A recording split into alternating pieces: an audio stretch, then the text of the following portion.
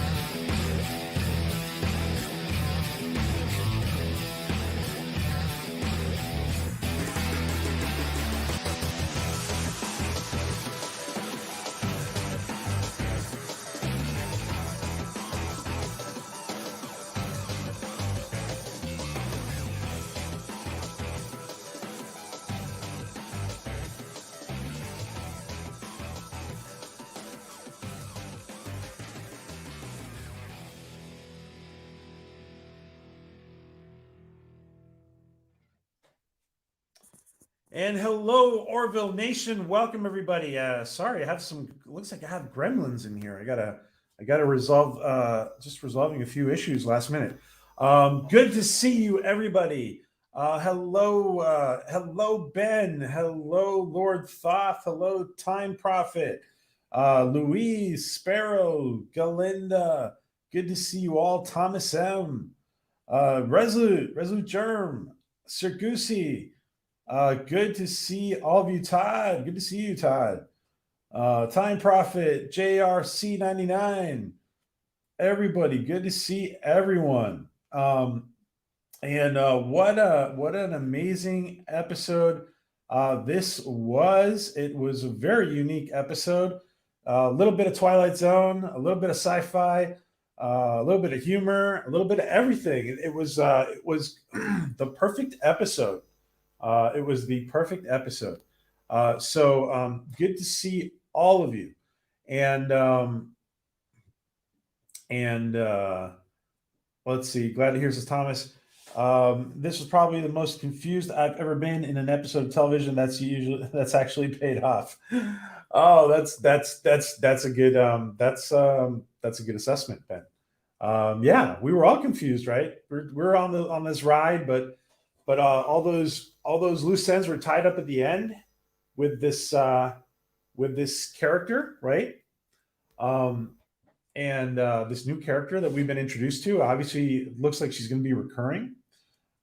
So guys, we have we're not doing open panels anymore, but we do have a couple of people on the panel. Let me introduce ladies first, of course. I want to introduce, of course, from our one of our sister channels, T and Telly. Hello, Maria from T and Telly. Welcome, Maria. Good to see you. Hey, good to see you. Good to be here. Are you all excited about this episode? Oh, absolutely. It was a blast. Yeah, it was great. Yeah, and I could see why those who had seen it before, those little lucky ones, were going on about it. It was pretty trippy. Seth wasn't lying about that. Hey, everybody. It was trippy. Yeah. Did you watch it right when it came out? When we were watching it? Yeah, I was about half hour behind everybody who had started it as soon as it came on. But I was catching. So I had to make sure not to look at like any Twitter, any media, because people were posting stuff. And I'm like, no. So I had to stay off of it because everybody was so excited about it. But yeah, I got it right when it came out. Yeah, we try not to talk about spoilers, but we will get into some spoilers, Resolute, if you haven't seen it. Hello, Lord Thoth says hello, Maria. Time Prophet in the UK. And let's introduce somebody else who's from the UK. Our next panelist. Welcome to the Atomic Blonde, Andy. Welcome, Andy. Hi, PJ. Hi, Maria. Hi, chat. Hey. Hey, It's an thanks honor for to have you finally join us. yeah, we've been sort of Twitter chums, I guess, and waxing lyrical about the Orville for a while. And PJ reached out and said, "Would you love to come on a panel?" And I was like, "Hell yeah!" So, and they say this is my first panel, so hopefully it all goes well. But I'm really excited to get to talk about, a fun show for a change, and be really positive about something. So yeah, I'm really excited to talk about this episode because, like you say, it's just layers. Awesome. And are you possibly thinking about doing your own YouTube channel down the road? Yeah, I'd love to. I think, like I said, it's my first panel, so there's a little bit of nerves, and I thought it's a great way to sort of get the toe in the water and get some feedback. And like anything, once you do it, it's not as scary as you think it's going to be. And like everything else, it's time. So I do have a day job, but hopefully I'm going to have some time off over the summer. So I'm hoping to build out a channel, obviously talk about the Orville and other sort of nerdy sci-fi stuff. Unfortunately, a lot of it's not as positive as the Orville, but hopefully we'll get some more good shows coming out that, and films that can also be positive as well as, some are more disappointing, shall we say, shows that we've had recently. Yeah. Well, you're going to be successful at it because PJ is really good at giving people training wheels. This is where I started too. Oh, amazing. Yeah. So, and talking about the Orville, so you're going to be great, and we'll make sure because we grow together. Absolutely. No, it's like I was just saying before the show that I saw Maria on and PJ. I got introduced PJ on Doomcock's show. So being with Doomcock alumni, I'm very honoured. So thank you guys. Yes, we are Doomcock alumni. And I want to welcome somebody who is, of course, somebody who always sends his how do I say this? Someone who always sends his public identity instead of sending himself. Welcome to I don't know what to say. Joe, is it Joe King or George Peter Gatsis? Welcome to both of you. Welcome, Joe King. Hey, George. Greetings, everybody. Hi. Greetings. How are you, George? Good to see you or not see you. And how is this episode, George? I thought it was an exceptional episode. Oh, coming from I like your hairstyle, by the way, George. You look great. Oh, wait a minute. I forgot to comb my hair. Hold on a second. Yes. There you go. There you go. No, that's fabulous. Yeah, George is obviously, for those of you who don't know, George is obviously a very talented cartoonist slash author slash, I don't know, there's a lot of slashes there. I don't even want to get started. Yeah. Except for killer, I don't slash. Yeah. No. Now, let me ask before we start, guys. I wanted to ask, Andy, is in the UK? Are you guys hearing a lot about the Orville? Not massively, unfortunately. I think a lot of the sort of Twitter that I see tends to be probably more US because they all kind of refer to Hulu. I don't know. I think Disney Plus is around here, and I don't think it helps. It's on Disney Plus in the UK because we don't have Hulu. When it's basically taken over Fox, so I don't think it's as widely known. I mean, sort of we have like Sky and Now TV, Netflix, and Amazon Prime, and they're probably the main ones that people have in the UK. I think we're slowly getting the word out from UK people who predominantly watch these kind of channels and on YouTube. That's gradually getting there. Certainly, my sort of group of friends in the UK who are into this kind of stuff and certainly into Star Trek. The word sort of spread like, oh, you need to watch the Orville. You need to watch the Orville. And it was one of those things for ages I didn't watch it. And then I finally sat down and watched it and went, why have I not watched this sooner? I don't know what I've been doing with myself. So yeah. Well, when did you start watching it, the Orville? It would have been last year in lockdown. So I basically got Disney Plus for free for like 6 months, and I was going through, and the Orville was there, and I do apologize. I had actually watched the first episode before when it was kind of on our terrestrial TV, and for whatever reason, I just didn't click with the first episode, and I was like, because everybody, like a few people going, I think you'll really like this, and I was like, I don't really feel it, and I left it. And then in lockdown as Disney, I thought, I'll give it another go. And I didn't watch the first episode. I went straight to the second episode, and I was like, this is really good. Right. So ironically, I think it's probably one of the weakest first episodes I've been, for me personally, I've ever seen in a show. But I'm so glad I went back to it, because the second episode onwards, I was just completely hooked, and sort of binge watched the 2 seasons, you know, within days probably to get through it. And then it was like, kind of, has it been renewed? And there was that whole, you know, Fox has taken over, and then thankfully I did see that there was a renewal, and then we've had this massive wait. So but I'm definitely sort of flying the flag for the Orville in the UK, and that's probably one of the reasons as well. I'd quite like to get a channel up and running that I can talk about it more, and certainly like UK Times as well, where people hopefully can pick it up and you know, see how great this show is. Awesome. Time Prophet says that people in the UK kind of see it as a green bird. That's probably true. Well, not just in the UK though, but yeah. I don't know the term green bird. What does that mean? Well, I think it means it's like it's like a very green. It's like a very new show. It's very green. Yeah, could be. But it's just really not promoted or advertised. And I guess, you know, it's because how Disney Plus works over here. It's part of the Stars package of Disney, so it's not even something that they are promoting actually on the main banner. So when you're going on what's new, that does actually come up, which is really good. But I think unless you've kind of got time to sort of sit there and scroll through things, you wouldn't necessarily come across it. So yeah. Let me just say one thing, guys. Now, once you're a hardcore Orville fan, and if you go back and watch Old Wounds, and like Todd is saying, it does really grow on you. Maybe it's not the best introduction, but once you've become an Orville fan, you go back to watch it, you kind of have a new appreciation for it. So you guys didn't enjoy seeing Rob Lowe explode goopy blue stuff? Yeah, it was one of those I started watching it, and it takes a minute. I'm like, oh my god, that's Rob Lowe. So they watch it, who is that? You know, but yeah, that was kind of bizarre, and I think that's I just got through that episode going, I don't quite know what this show is, because everybody said if you like Star Trek, you're going to like this, and it certainly wasn't Star Trek. It sort of was, but it wasn't, and this really weird.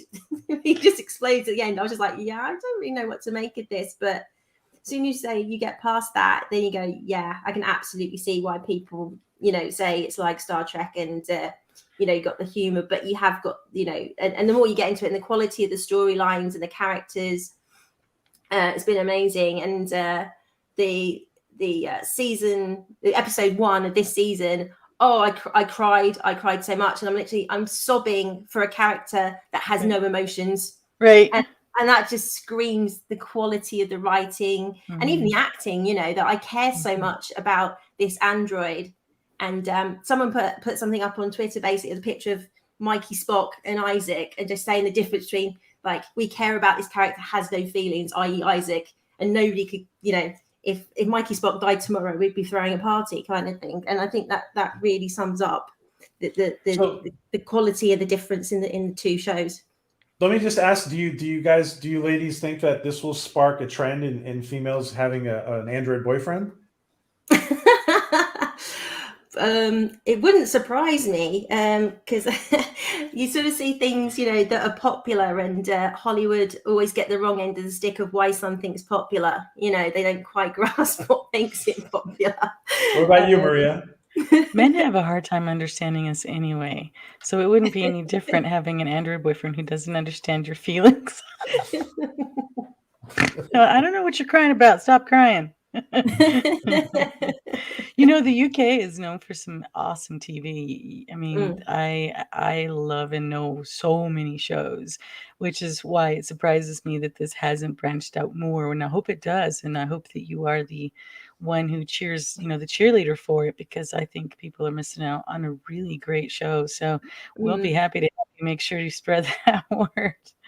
Yeah, I mean, it really sort of depends what's the launch pad over here, and I think it was, I mean, some of the chat might be able to help me, but it was, I think it was on what they call, so we have like Channel 4, and then they have some sub channels, one that's called E4, and that tends to have a lot of the sci-fi American stuff on it. and I think it was launched on that. So even though it's a well-known channel, it doesn't have a massive audience, if you like. It's probably it's 1,000 times better than the CW, but you're probably talking CW kind of levels of audience. So I'm not sure it really got, if it was on like BBC or something like that, I think it would have got the platform it would have needed to really take hold. So kind of, I think, watch that space. But yeah, I'm definitely championing it as hard as I can over here. And Lord Thoth says, "Can I have an Android girlfriend?" Maybe one day you will. Lord Thoth, you can order one on the magazines, I hear. Are you? Yeah. You can already order them. I think they're in Japan, aren't they? Right? No kidding. They're almost too real. Hey, Peach, I guess I didn't understand if it's now broadcasting in Spanish, why is it not? Do you know why they haven't really extended out to the UK?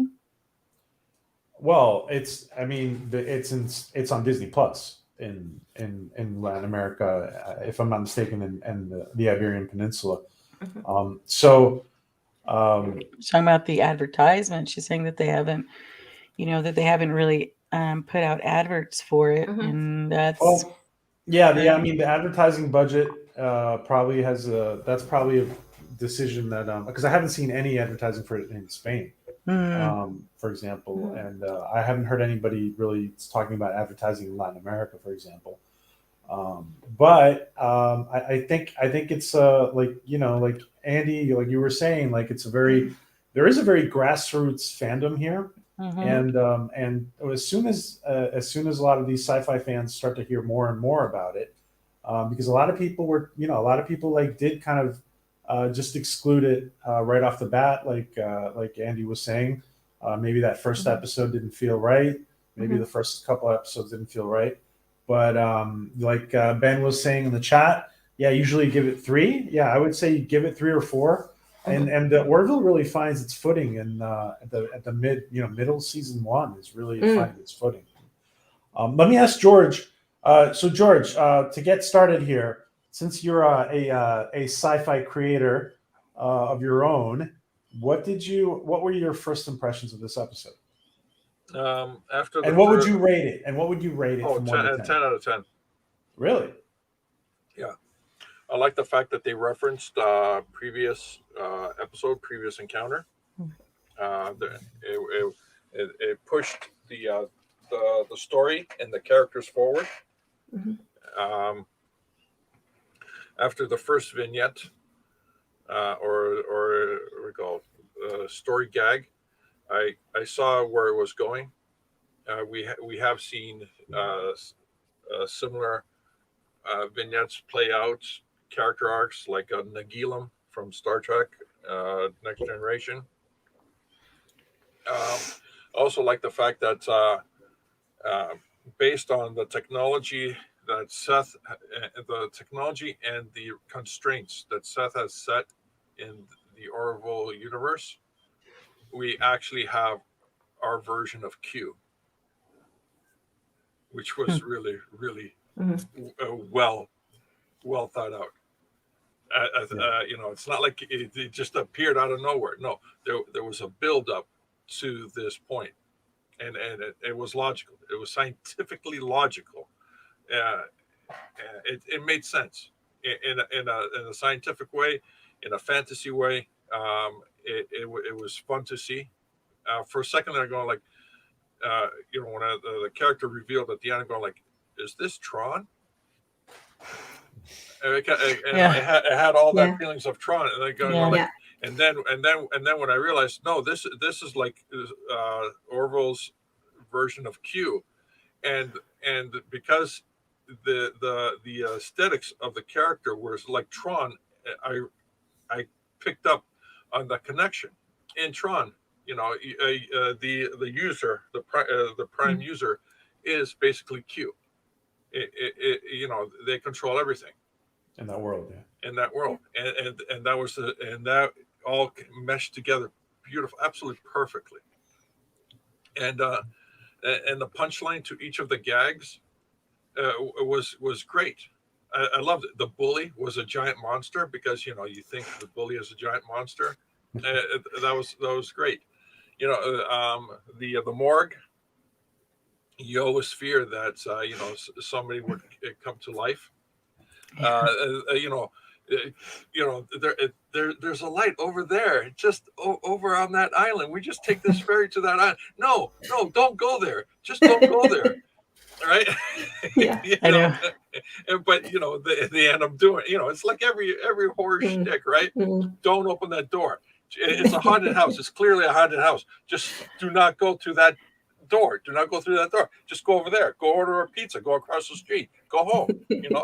Don't split up. That was a big thing. Don't split up. I wonder what that noise was behind that door. No, you don't want to care. You don't care. Did you like, George? Did you like that there was a little more lightheartedness in this episode? Yeah, it was great. I thought it was really, really cute, and especially I forgot his name, where he really dissed the blonde chick in the cafeteria. Oh my God! But okay. But so all everything was absolutely perfect. Absolutely perfect. The humor, let me say, did you guys notice everything? Did you guys notice? And this is obviously looking back, and you guys, there may be some spoilers in what I'm saying, so we are going to be talking spoilers now. Did you guys notice, looking back, that when what we now know is not a real Tala? The first person Tala interacts with when she comes onto the ship is Kelly, and she goes to her office, and it's actually quite poetic that she goes to see Kelly. And I'm not saying I'm going to say why, but I don't know if anybody noticed that, but when we go back and rewatch this episode, knowing how it ends, there's going to be little things that are going to be very interesting. Now, Maria, what was your rating of this, and what was your first impressions? Oh goodness, I would give it a 10 because it was fun, and there was as Seth always does, always makes you think about things like, what if you lived forever and you never knew that experience, and what it's like, and we think about our death all the time, but I think what surprised me was that he didn't get more mad when he's like, wait a minute, you were just toying with us, just to get your rocks off, and I was like, I'd have been like, you know what, but they were all calm about it, and so I was surprised that the reaction wasn't more, and I didn't understand why. They went through so much and they felt it. It wasn't just something that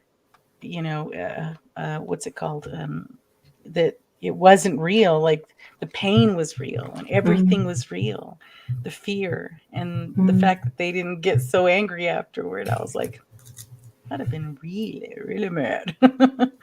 So I'm sorry, what would you rate this one, Maria? Well, I rated 10 just because, like I said, it was fun. It was lots of fun, and it was pretty trippy. Yeah. Okay. Yeah, I loved it, but because it was fun, and so yeah, I loved it. I loved her outfit though at the end. Oh my God, that was amazing. I was like, how do I cosplay that? Lots of LEDs. Lots of LEDs. I know. Sheesh. It was amazing. Andy, what are your first impressions, and what do you rate it from 1 to 10? I'm going to say a 9, because not because there's anything particularly wrong with it, but as I say, I just think there's so many good episodes coming, because it just seems better each week. I don't want to peak too soon and say a 10, so I'm going to go with a 9. I just loved it. I was actually having to watch it on the train home from work to make sure I got to see it before tonight. And I'm just literally sort of glued to it, just trying to, and I was getting strange looks, because I'm sitting there sort of talking to myself going, what on earth is going on? It's got to be a simulation. I just see people going, what is she muttering about? So, but they just completely held my attention, because there's always like stuff going on the train, and I was just completely engrossed. And, it just kept evolving. And as I said to PJ, it's like sort of like layers to it, and that lovely Orville tone. So yeah, they did bring some humor back in, which I think was needed because the last two had been sort of pretty serious, but that was also needed. So we were getting the jokes like, Boris and his summer body, which just cracked me up. And that kind of almost set the tone that, this one's going to be a little bit more lighthearted. And then obviously they get to the planet and it all just starts unfolding, and then there's a high school and you're just going, what on earth is going on? But I just loved watching something that was fun and also challenging, because there's so much at the moment you're watching it and you're just kind of I don't know, 5 minutes into the episode you know what the ending is going to be, and it's just ridiculous. You go, well, that's just stupid. Or and what about all these? And also what I love was there's things said that I thought was going a certain direction. I thought it was all Kalon, and they were trying to find out more about the human psyche and ways to beat us, and I thought that's the direction it was going in. So, and things that she was saying, but it all came together, it all looped round, and there wasn't anything that wasn't addressed by the end of it. And that's why I really enjoy the Orville. There's never massive great plot holes. Everything's kind of sewn up, and even if they're setting a seed, it does actually by the end of the season, that seed comes to something. There's never a storyline going, well, what happened with that? And what happened to that person? And why was that person brought in? So I think there's probably some stuff in there. They've set some seeds that we don't know yet, because even though it's a simulation, part of my brain is going, but this came from their subconscious. So like the Isaac storyline and the unresolved issues there. So I do think, even though it wasn't real, I think something is going to be sort of carried through from this theme. And you think we'll see this? What was her name? Danelle, I think. This new character. We'll see her again. Oh, I think so. And I guess time will. I think what we don't know right now is that are they an ally or are they an enemy? A bit like the Q, they're both. They can go anyway depending on a whim and how they're feeling that day. But ultimately, we've got the Kalon, like the ultimate, like the our Borg kind of enemy, and we're going to need something special to beat them. That could be them, or actually by the end of it we could end up in a worse situation because of them. We just don't know at the moment whether they're friend or foe, but I think it's going to be exciting to find out what they end up being.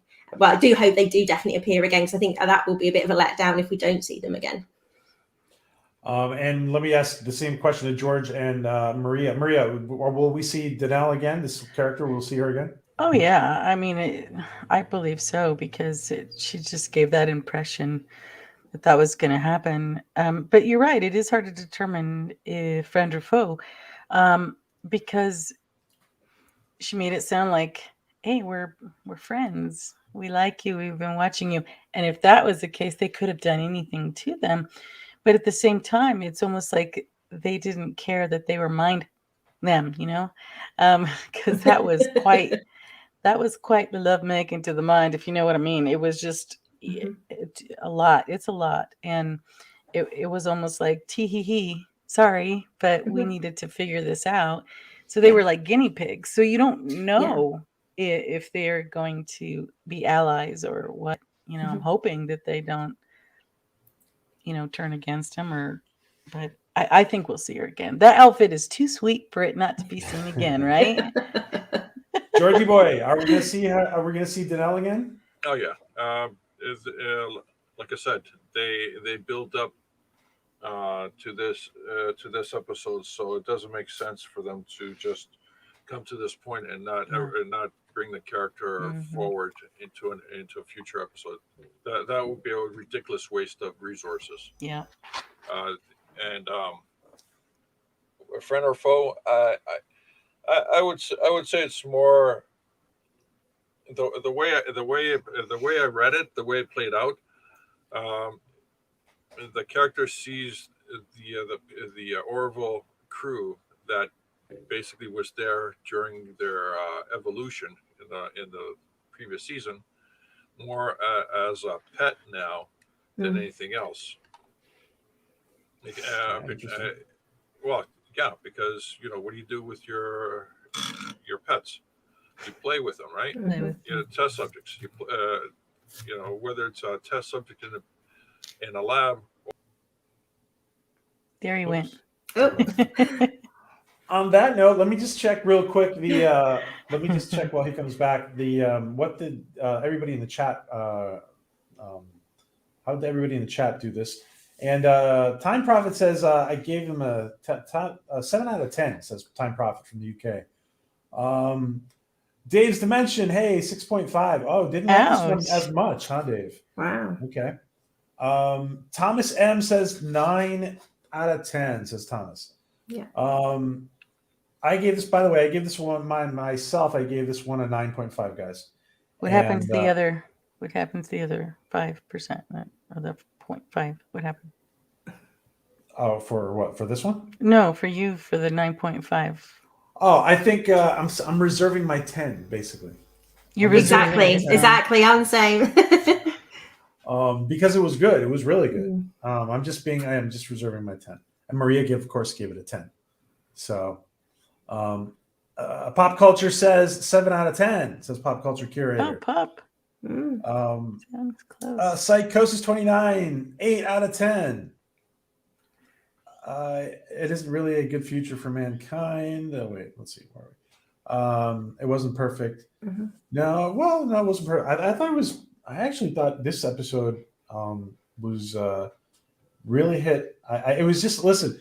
The thing is, this kind of episode might not be your kind of episode. If it's not, then you're gonna view it differently. Todd says, for Todd, it was his kind of episode, for example. And 9.8 says Todd Lehman out of 10. Awesome. And I saw, who else did I see in here? I saw Klobby. Klobby gives it an 8.5. And who else did I see? And there's George. George is back. Let's welcome back George. Sorry, George. Go ahead. Computer rebooted. Sorry. Classic. Perfect time. You just say, Todd says, yeah, that's why I knock off 0.2 out of 10 points to Ed wasn't furious. It says, okay. Ben, I missed Ben. Sorry. And when you're ready, George, let me know. I probably have to give this episode a 9.5 solely because there was a point where I was completely confused and starting to get just a little bored. Not a lot, just a little. Okay. So Ben, great minds think alike. 9.5. And really quick, just Yvonne is chiming in here. Hello, Yvonne. 7.5. I have issue with the pacing, but I like that they brought back some humor. All righty. And Georgie, go ahead. Yeah. Sorry, you got interrupted. No. I had finished my thought. It's just the computer rebooted the moment I finished my thought. Okay. So let's just take a few. Let's just catch up with a few comments on chat. We might not see Danelle again, but we'll probably see more people of their species. But that technology will advance another few thousand years by then. Yeah, the thing is though, if she's immortal now, because she's saying she's immortal. Mm-hmm. So if she's immortal now, they peaked. Yeah, we'll see her at some point. I would think. Well, the thing about her the thing that caught my attention was she said that they're immortal and they need to experience death or to understand death, but they had to live and die through evolution to get to that point. So they clearly have forgotten a lot of their past. And didn't she say at the very, very end before she vanished that she would see them again? Yeah. So. Yeah, and Medallion chime. Hello, Medallion. Good to see you. She's as immortal as Q in Star Trek Picard. Yeah, it seems like that is the case. I thought what she was saying was interesting, though, that they become bored and they've become almost complacent, and they're almost so that in itself sounds like they could be open door, or like you say, they could just spend a lot of time sort of playing with the Orville or people around them, and it's to them it's all a bit of a game. They don't really understand their feelings, so it could be that their civilization could actually, even though they're immortal, but it could actually be failing or crashing because they're all just just lethargic and bored of immortality. So like I say, they could either be the best ally, but I kind of get this feeling like that actually they could actually be a really dangerous foe, but just because of their sheer boredom. I wouldn't want to pay bills that long. That's the problem of science fiction writing and writing within the context of your experience or your imagination. Mm-hmm. When she said basically they're bored or complacent, Mm-hmm. That doesn't make sense, because if you actually expand the character outwards, immortality means that you'll live forever. Okay, great. Mm-hmm. But there, the character is only situated in a in a very minute fraction or small part of the universe, the overall universe. The Orville hasn't gone, in one parsec or another parsec. They haven't traveled, millions of light years to a completely different part of the universe. There's different scales of dimension, creatures, technologies, physics, quantum physics, and all that stuff. So for this creature, so to speak, to say they're bored right now, not necessarily. If the writer or the writers would expand that further out, their consciousness would actually grow beyond the confines of the Orville universe, or the maximum distance that the Orville has traveled, or the characters in the universe have traveled. So you would, if this character truly ascends to such godhood, so to speak, they would be experiencing stuff, well beyond us and beyond the confines of the galaxy or the multiple galaxies that are within the Orville Confederation or Union. George, what was your favorite part of the episode? I like the first vignette, the bully. That cracked me up. That was the funniest. And I also like the infinite staircase. That was great. That brought back memories of Dreamscape, and also Freddy Krueger, and just a bunch of stuff.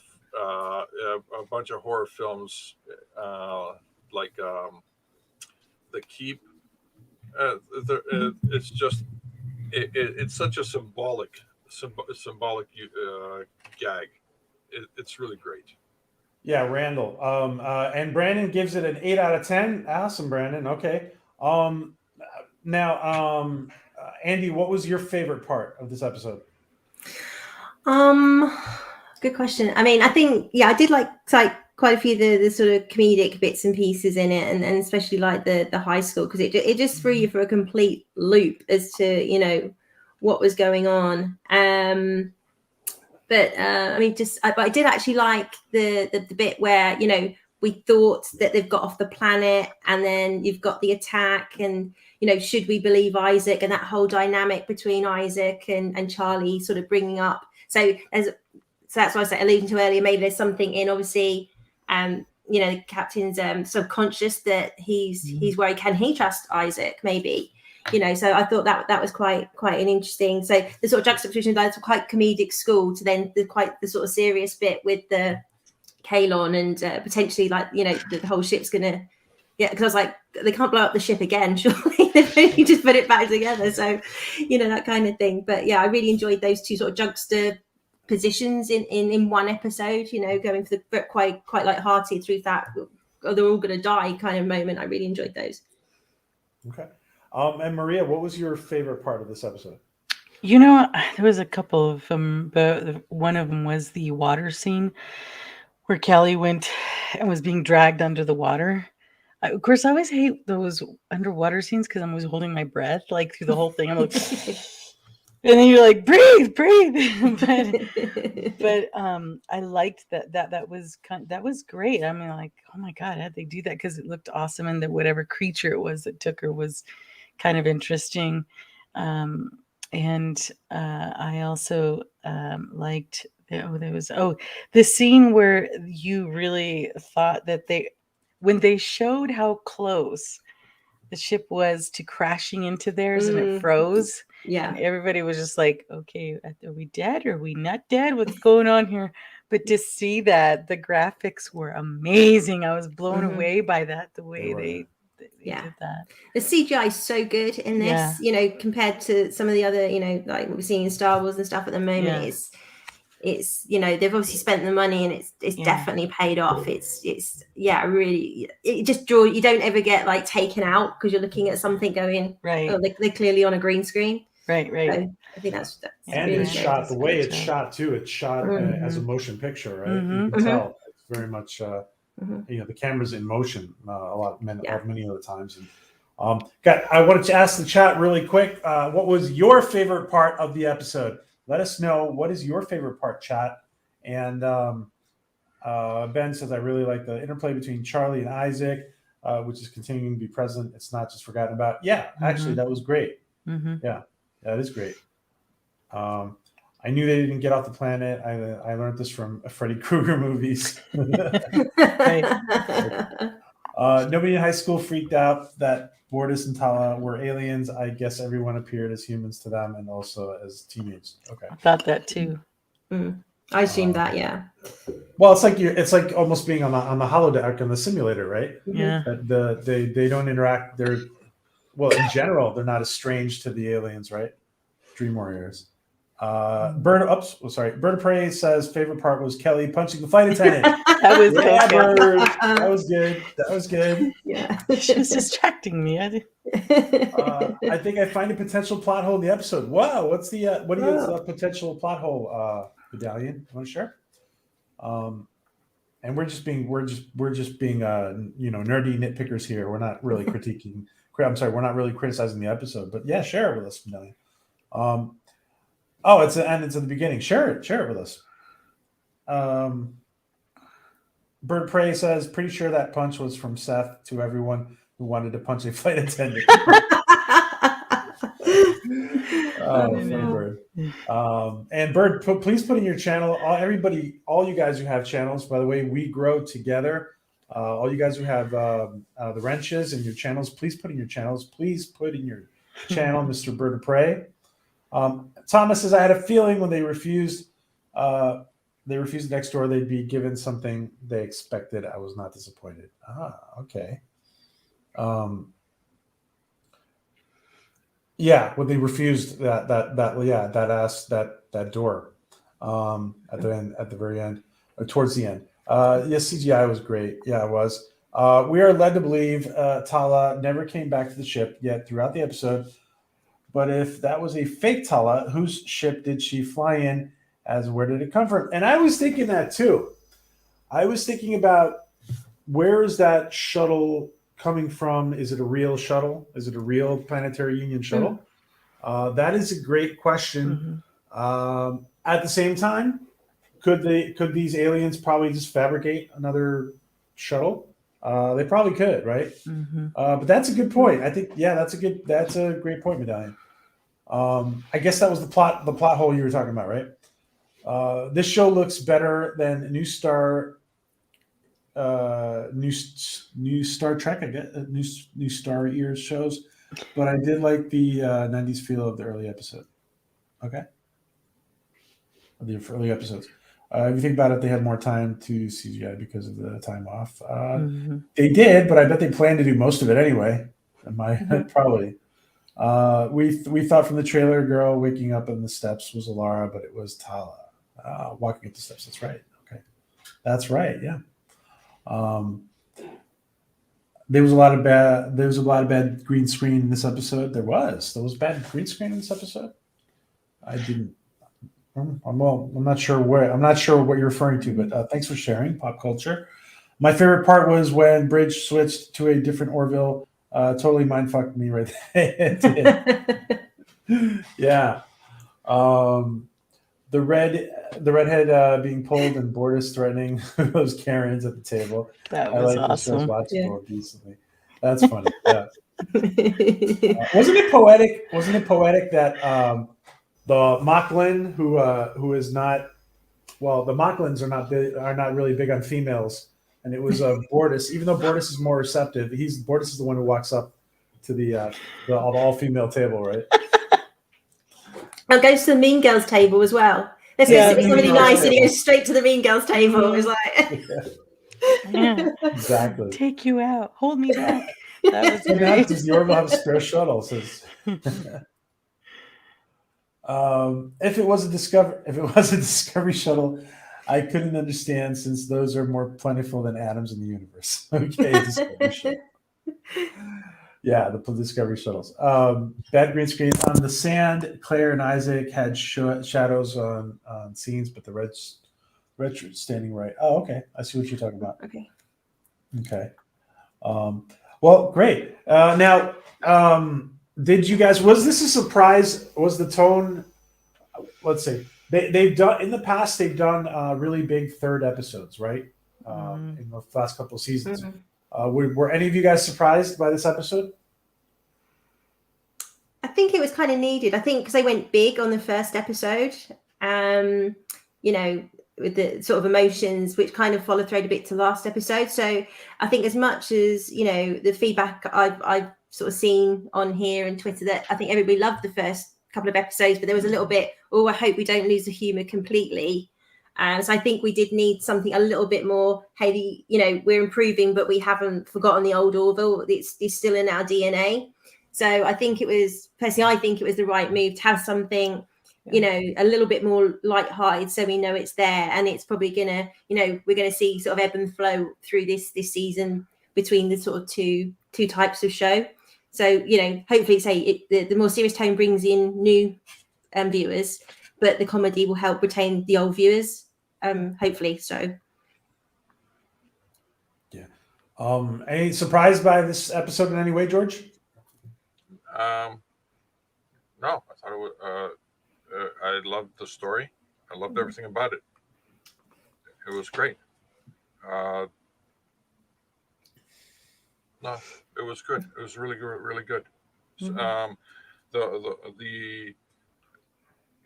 I knew by the second vignette but when the first vignette finished and the second vignette was happening, I knew it was going towards that kind of solution or resolution, but I didn't see where, what the whole thing was, which kept me, totally interested, glued to the TV, so to speak. Mm-hmm. Even though, I had the option to fast forward. Would you say, George, that this episode has the highest rewatchability than the first three episodes we've seen? Oh yeah, I would say that for sure. There's just so many great subtlety in the gags. People will be going back and looking at it and saying, I want to see that monster. I want to see the gag in I would call the school where the creature comes. I mean, that creature was rendered so well. That bully was rendered so well. It was it was really amazing. Randall. Yeah. It was. And Maria, was there anything surprising? And by the way, we're going to ask, did anybody see Tom? I think I saw. I know where he is. I'm not participating though, but I think I know where he is. Maria, were you surprised at all by anything in this about this episode?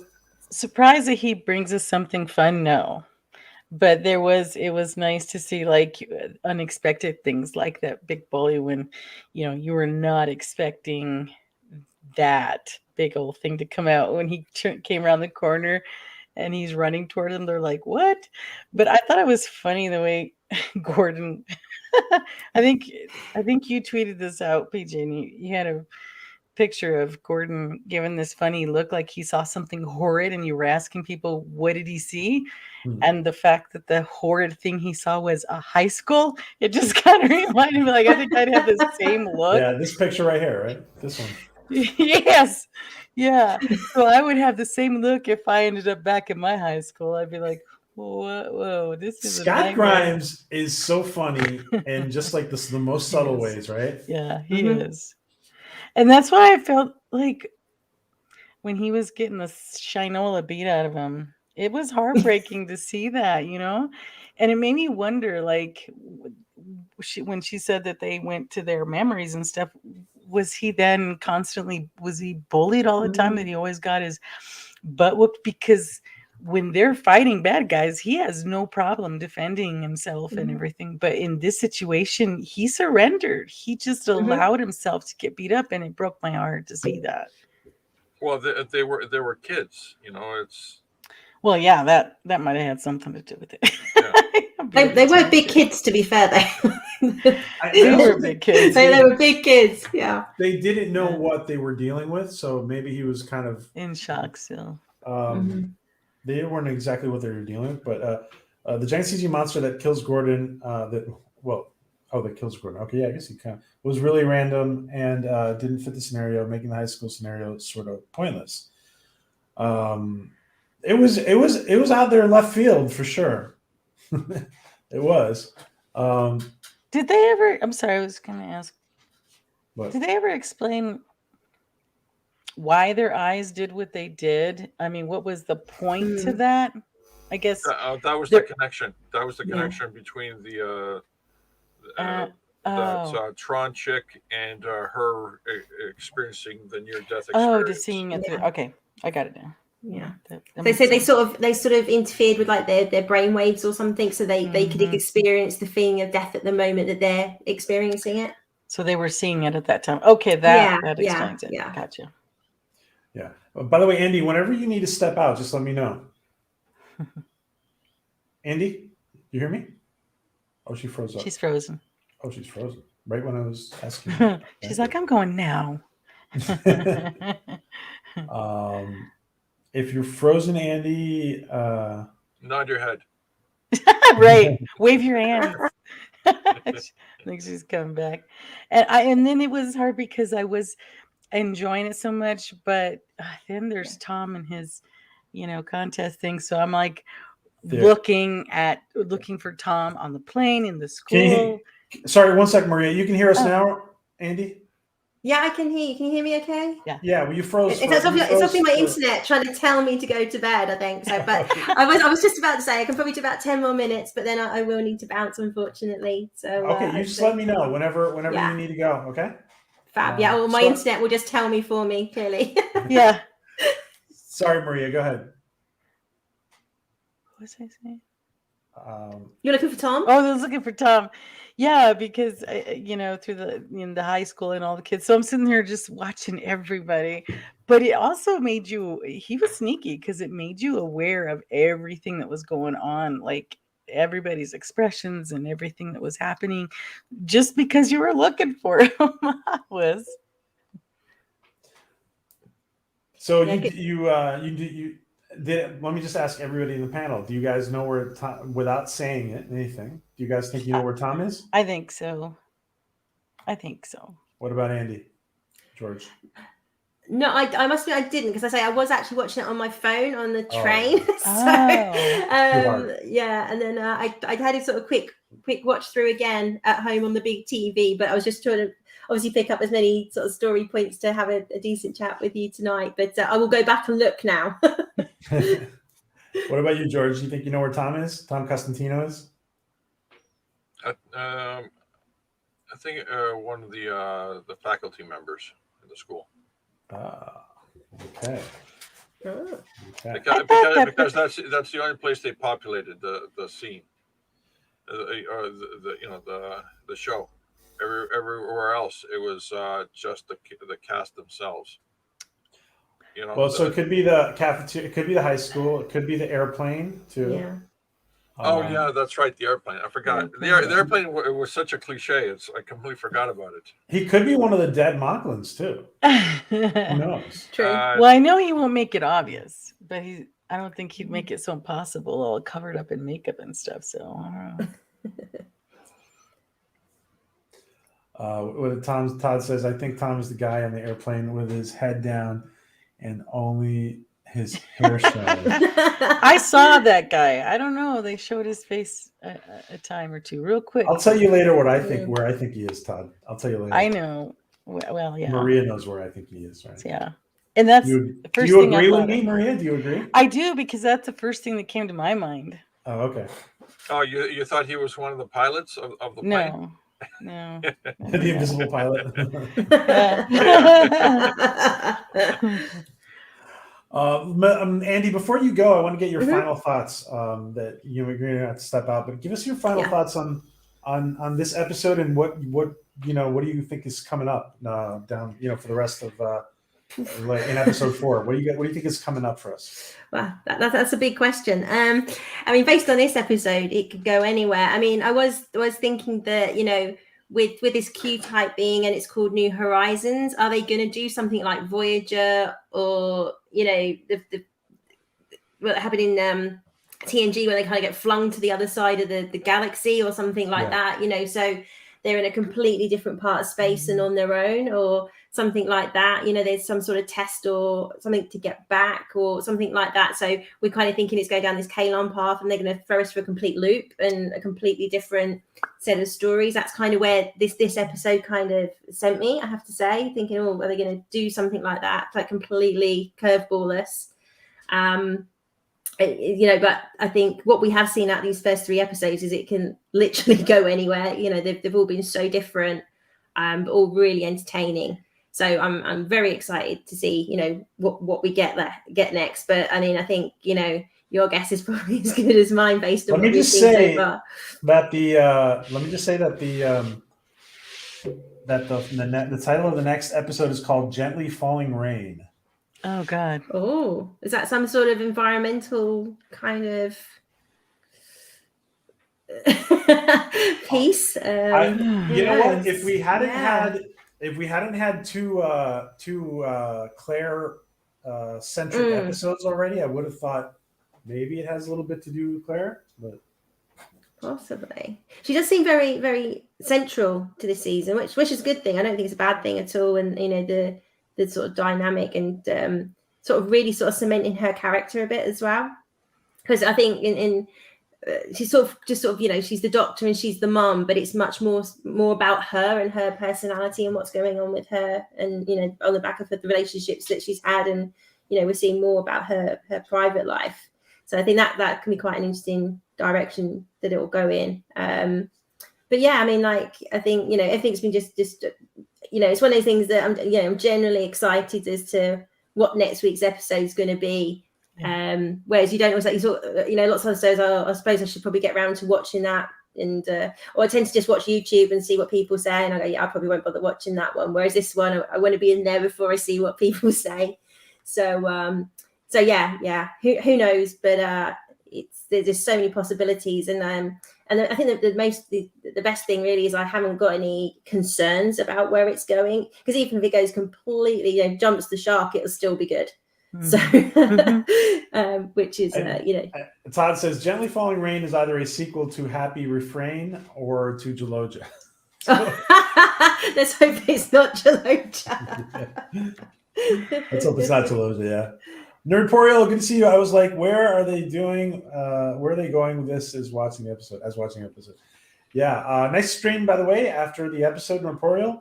Make sure you guys are subbed to Nerdporial, and please put in your channel, Nerdporial. I know you have to go, so Andy, so I will take this opportunity to say goodnight to you, and it was an honor to have you here for the first time. Thank you so much for joining us. No, thank you. Yeah. It's been amazing, and I've loved it. Just sorry that I can't stay longer, but it is like midnight here in the UK.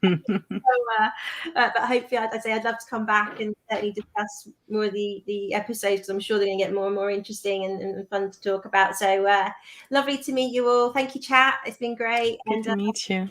And you, and hopefully I'll see you all again soon. So bye. We're here if you need us. Oh, absolutely. I will be reaching out for advice, definitely. And hopefully I'll have a channel up and running in the summer. So fingers crossed. Awesome. Congrats. Speak to you all soon. Yeah. Cheers. Thanks, everybody. Great. Thank you, Andy. Take care. Bye. Have a good night.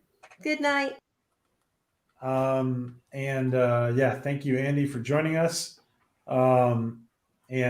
She will have her channel up and running sometime soon. So that will be interesting. Diane says, multiphasic aliens are basically the Q of the Orville, but they are not here to teach lessons to humanity, nor do they seem like prankster types, more like Nagilum from TNG. Oh, okay. Gotcha. George likes Nagilum. I thought that was a great gag. Listen. So I want to ask everybody in the chat and the two people on the panel. Let me see. Give me one sec.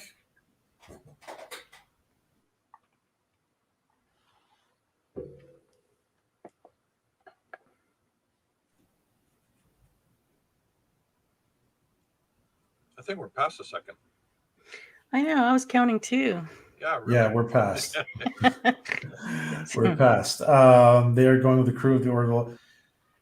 They are going with the crew of the Orville, have a wild card and powerful, friendly force looking after them. The principle of the Union were learned will apply by the crew. Kindness begets kindness. Denial is here to free Tron. She fights for the user. Okay. Sparkly Tron. Yeah, that's Hargrave. He's a regular on my show. Yes. And Yes, that is Hargrave. Yeah. Good to see you, Hargrave.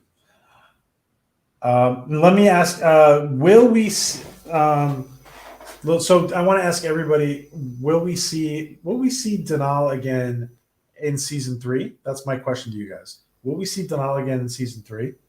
Asking that, the chat. So Denal is this Q-like Tron character. Maria, will we see her again in season 3? Oh, yeah, absolutely. Really? In season 3? I think in different forms and in different ways, but yeah. Oh, well, that's very enigmatic. You're kind of like saying like she's always going to be watching. Yes, exactly. Okay. Well, what about you, George? Do you think we'll see her again in season 3?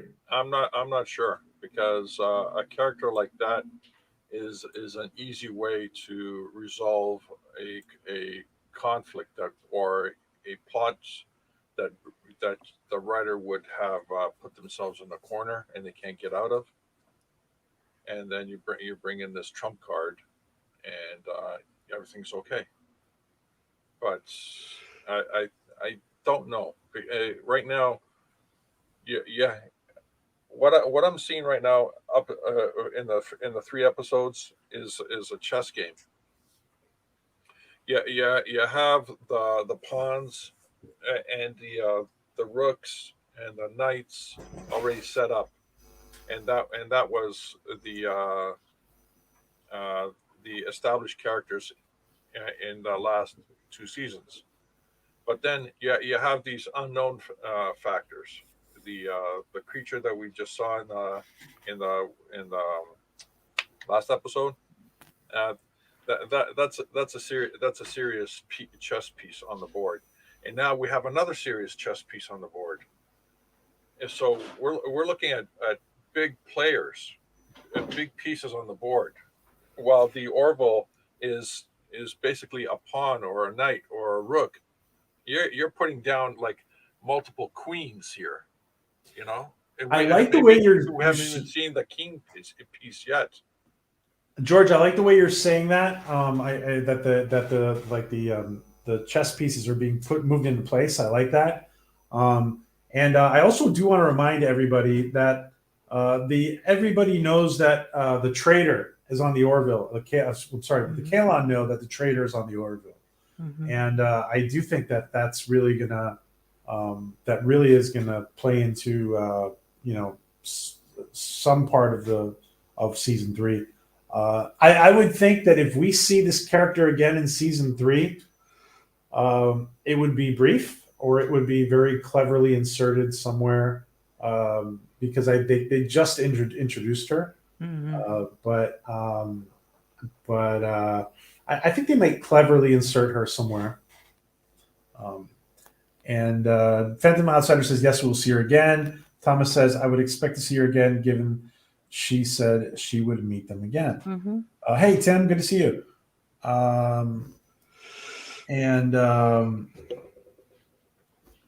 Just swinging by. Denal, remember the first time they showed up in the original episode, they had only saturated. Dental plan, Lisa needs braces. Okay. Yeah, this damn autocorrect, huh, Medallion and Phantom? Sorry, I'm queen about that. Yeah. Started to explore the Orville universe. That was before they became immortal. Yeah. Also, if you think about it in terms of visual aesthetics, the characters or the big bad that we saw in the last episode, it was dark. It was all shadow, and this big character or big bad character, so to speak, in this episode, it's all light. So there's definitely a well thought out progression as we're moving forward. Well thought out. And in terms of chess pieces, overall, we the Orville has been upgraded. You have a new fighter, right? Those are major chess pieces on the board. Then you see the bad guys from the previous episode, and this character from this episode. Those are we're called two more major chess pieces on the board. So this we haven't seen the whole setup yet. We're only 3 episodes in. How many episodes is this season supposed to be? 10. So we got what, maybe 2 more episodes of setups before they start to go into the journey. You know, we have in the hero's journey, you have the start, the middle, and the end. Well, the start is where everything's set up, the conflict and all that stuff. The middle is where you go through the journey and discover and build yourself to be able to persevere in the big battle in the third act. So I think we have 1 or 2 more episodes of chess pieces being brought into our consciousness before we get into the meat and potatoes of the show. Yeah. And Yvonne says she kind of agrees with what you're saying. By the way, Maria, hold up that mug, can you? And if you guys have a chance, make sure you go get Maria Tiantelli mug at the Maria Tiantelli store. And if you could put that link in, Maria, we would appreciate it. Do I have it? Let me look for it. And maybe help them if they still want to explore the concept of death. Sorry. So Denal would be able to stop the shadow alien demons. She could, yeah, or maybe help them. But we don't even know what the extent of those demons, shadows, spider creatures are. I mean, you just were introduced to a small fraction. I mean, they just evolved out of human tissue, so to speak. You don't know what their true form is or was. Yeah, it's sort of like the xenomorph from Alien. It takes a humanoid form if it gestates out of a human. But there's also xenomorph out of a predator. There's a xenomorph out of a dog, and it takes the characteristics of those creatures that it gestates out of. So the gag would be possibly that the actual true form of these creatures, it hasn't been shown to us yet. Okay. Yeah. Guys, I cannot go too long tonight, but I want to ask both Maria and George. Maria, what are your final thoughts on this episode, and where do you think that season 3 is taking us? Where it's taking us? Oh, that's a good question. Yeah. I just think that, well, first of all, I love where the season is going this far. Of course, and I just enjoy it because it's fun, and there's also always something to think about, which I love, because there are situations that are happening now or that we're dealing with, and he kind of gives you, the writing gives you the opportunity to think about things. But as far as where they're going, I think that's hard to say, because there is so much to explore, and there's so many ways it can go that seriously, I have not sat there and been able to predict everything. So, and that's good. And that's why I have a hard time. I mean, everything that we thought this episode was going, everybody was completely wrong. I hadn't seen anybody say, I predict that this is going to be what's happening. in this episode and have them be accurate about it because it goes so many different ways. So I really can't answer that question, to be honest. Okay. George, what about you? Well, final thoughts on this episode, and what do you think the season 3 is going? I loved the episode, and I think season 3, based on what I've seen so far and extrapolating outwards, I think the second biggest point in this season would be something along the lines of, can an immortal die? In conjunction with the big conflict that's happening within the Orville universe. So they will sort of marry up the two the storylines together. Basically, it would be love and death, and I think the end of the first act would be more, when we actually see the end of the first act. I think it will be a gut punch. I don't see any other way other than a really big boom. Something so serious that it will take an extraordinary effort to rebuild and persevere against the big bad. And I think that's where we're heading. We're going to see happy, boom.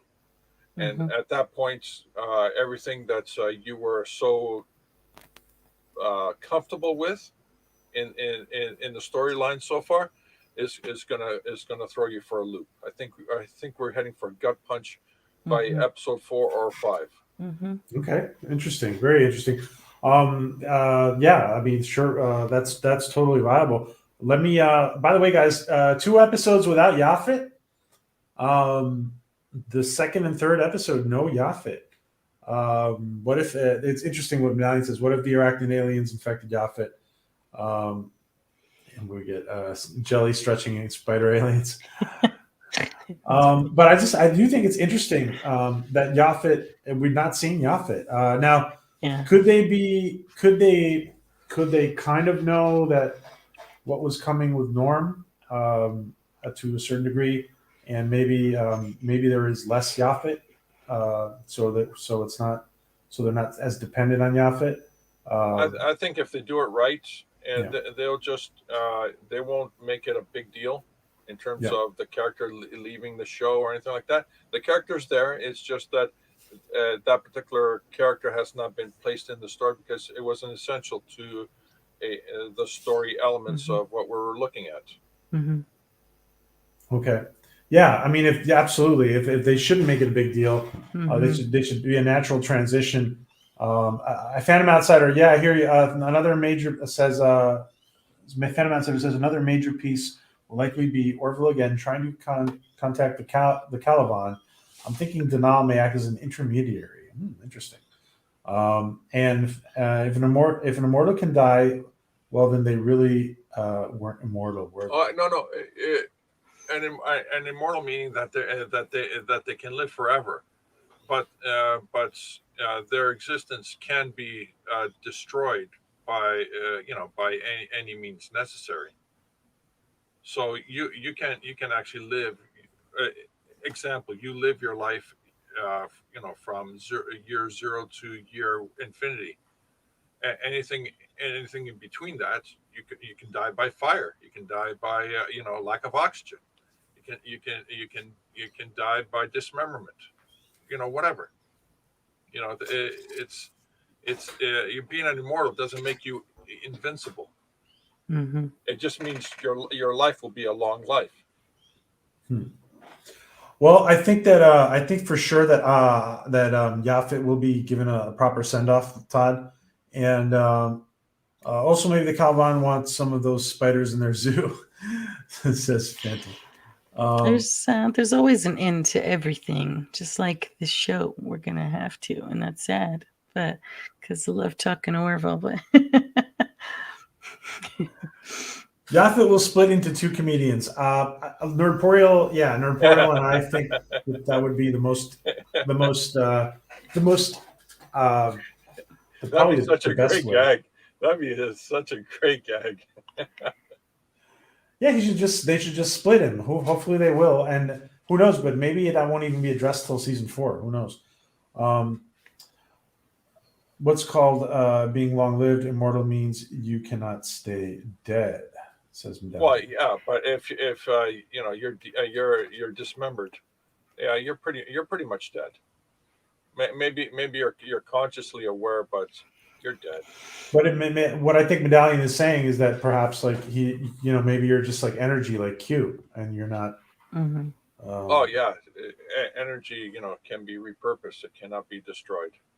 Mm-hmm. All right, guys. Well, I want to thank you both and Andy for being here. Thank you so much, Maria. What is coming up next on your channel? Well, I have my show tomorrow, I think. I say I think because my guest hasn't reached out yet. If not, I'm just going to go solo and have some fun with me and my viewers. But the last Friday of this month, I will be doing paranormal. Since I have a feeling that you're because what you said, I think your show is canceled. I'm just going to throw this out there. George is a great person to interview, but you guys can talk about. I got the 10 o'clock show every day, and Fridays is rock solid, 9 to almost 12 o'clock, and Saturdays too. Yeah, he's a busy man. And it takes time to get all the news articles. I mean, right now, I should be collecting news articles, but this is freaking Orville, man. It's freaking Orville. No, you're Stop it, George. I know you're working, but that's why we don't see your face, because you're working while you're talking to us. Well, yeah, that is true. There you go. Yeah, look at all that stuff. Camera not focused and stuff like that. Yeah. All right, sorry, Maria. Go ahead. So, and what else is coming up for next couple weeks for Tea and Telly? Well, Nick, on the 24th is where I'll have Cameron on, and I believe Gil might join as well to do the paranormal one. And I'm still going to have the Dark Matter guest on, but yeah, I'm kind of waiting for him. I think because he has a new movie coming out at the end of the month, I may have him on the 1st. So I'm excited about that. Cool. Great interview with TJ the other day, by the way. And George, what is coming up for George Peter Gatz's channel? Every 10 o'clock Eastern Standard Time in the evening, we do the 1 hour of news of the day with colorful commentary, and 9 o'clock Fridays, 9 o'clock Saturdays, we have movie roasting, and I love those. And right after that, we roll right into the news for 1 hour. It's just a solid 2.5 to 3.5 hours of show. All we need is, if you go to my channel on YouTube, we just need subs. If you go to my YouTube channel and just sub and forget about me, just give me the sub. Oh, stop it. The movie roasting is so fun, guys. You guys have got to be there for that. It's hilarious. Tonight, tomorrow we have 2 monster movies. Two movies with the word monster in the title. I mean, they look so cheesy. It's gonna be an easy roast. Sharp cheddar cheese moment. You guys gotta be. I love those. Are my favorite. Yeah, but if everyone can help us get to 1,000 subs, we're around 420. We already blew past our 4,000 watch hours. Now we're around 6,000 watch hours. Wow. Yeah, it's just, we just need the subs to the reason why we need the subs, it's not to get monetized. It's so that way I can actually block Brazil from my YouTube channel, because I kid you not, they're claiming ownership on public domain movies. They're claiming copyright ownership on public domain movies, and I got so many great public domain movies that I could be playing right now. I could be. It's ridiculous. and I can't stream them live. I can upload them, no problem, and challenge the claim and clear it up, but I can't stream it. And there was so many great films that we have in queue that are being blocked because somebody in Brazil has the kahunas really to claim copyright ownership on definitely public domain films. Yeah, that's such a pain. That's terrible. Well, we'll get you there, George, because your channel's growing fast, so we're just loving what to do, and it's like we're a year and 2 weeks now on the movies channel, and we're like I think we're like at 50 episodes so far on the news channel. Well, we're doing the news every day, so I think in 1 year we're going to be doing about 365 episodes, unless God forbid something happens. No wonder you have the watch hours. Mine's backwards. I got the says, but not the watch hours. All right, guys. I gotta run, but I want to say thank you again to Maria and to George and to Andy, and thank you, Phantom Outsider. Thank you, Hargrave. Thank you, Todd Medallion. Everybody who has been in here, Nordporial. Let's see, Time Prophet, Ben Thatcher. Yvonne, let's see, Tim, thank you everybody who has been in here. Let me scroll back. Thomas M as far as I can, and JRC99, and let's see, Bird of Prey. Thank you, Mercer Create. Thank you to everybody who was in here. Pop Culture Curator. Thank you to all of you guys for dropping in. And remember, next week, another great Orville episode, and we will be back Sunday night for LatchCon. So you guys have a great, great day, morning, evening, wherever you are. Many blessings to you all. Thank you again, Maria, George, and everybody. Thank you for having me. Bye-bye.